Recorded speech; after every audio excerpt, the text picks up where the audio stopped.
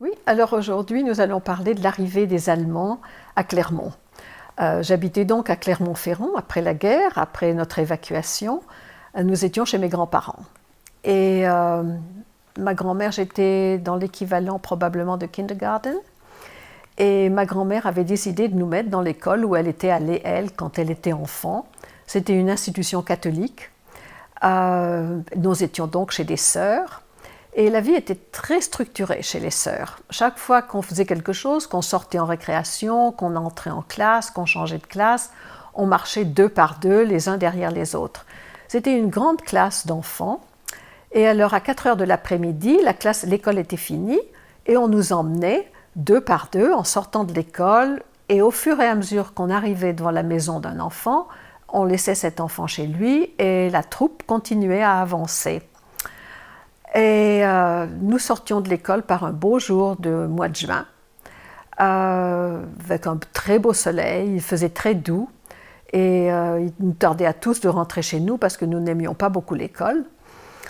Et nous sommes sortis de l'école qui était un ancien établissement avec une grande porte en métal, et nous avancions dans la rue d'une vieille ville, d'une vieille partie de la ville qui s'appelle Montferrand, une ville qui monte, une rue qui monte. Et en montant dans la rue, tout d'un coup, on a entendu un bruit très fort et très sourd qui venait d'assez loin. Alors, cette rue continuait une route qui arrivait de Paris. Et les bonnes sœurs se sont inquiétées, on ne savait pas très bien ce que c'était ce bruit, et on nous a fait mettre contre le mur, les unes à côté des autres, avec le dos touchant le mur. Et peu à peu, les gens ont commencé à apparaître aux fenêtres, à sortir sur le pas de leur porte, et tout d'un coup, on a vu arriver des troupes sur cette route. D'abord des camions, des canons, et puis des défilés, les soldats allemands, 2 par 2 ou 4 par 4, souvent qui chantaient d'ailleurs. Ils ont monté la rue et ça a duré très longtemps, ça a duré vraiment très longtemps. La ville de Clermont était une ville de garnison, c'est-à-dire que c'est une ville dans laquelle autrefois il y avait les armées françaises, donc il y avait de grandes casernes. Et je pense que les Allemands avaient décidé que ce serait une ville très agréable pour eux, pour installer leurs soldats et leurs armements. Alors vous allez vous demander, est-ce que vous aviez peur? Eh bien, je ne peux pas dire que j'ai vraiment eu peur parce que c'était vraiment une curiosité. On n'avait pas le temps de réfléchir et de se demander si on avait peur. On regardait et il y avait toujours quelque chose de nouveau. Nous étions de jeunes enfants, j'avais 6 ans à l'époque, n'est-ce pas?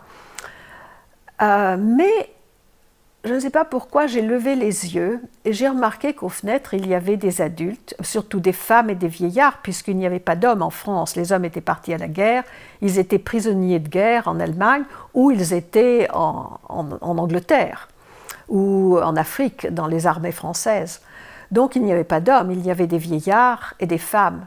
Et j'ai remarqué que tout le monde pleurait. Je voyais les larmes qui coulaient sur les visages des gens. Et c'est ça qui m'a fait très très peur.